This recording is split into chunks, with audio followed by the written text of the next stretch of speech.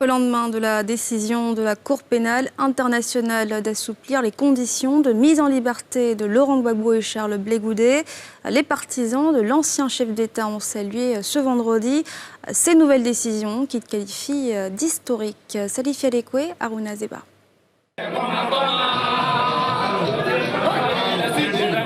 Ambiance festive ce matin dans le QG des partisans de Laurent Gbagbo à Abidjan-Cocody.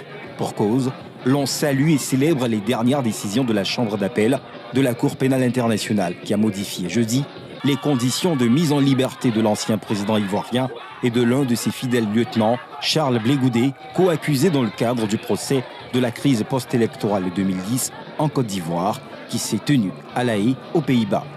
Assouadou, qui dirige la dissidence du Front populaire ivoirien FPI, resté fidèle à son fondateur Laurent Gbagbo face à la presse et à de nombreux militants, ce vendredi se félicite de cette décision.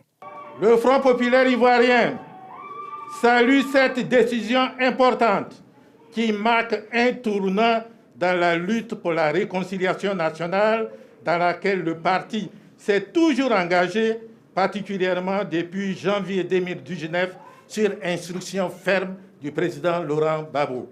Pour l'ancien ministre sous Laurent Gbagbo, cette nouvelle donne est une opportunité pour la Côte d'Ivoire d'amorcer une nouvelle dynamique, celle de la réconciliation dans laquelle son parti s'est inscrit, d'où son appel aux tenants du pouvoir. Le Front populaire ivoirien lance un appel solennel au président Alassane Ouattara, au gouvernement et au RHDP unifié afin qu'ils saisissent cette opportunité historique pour créer les conditions d'un véritable dialogue républicain en vue de la paix et de la cohésion nationale.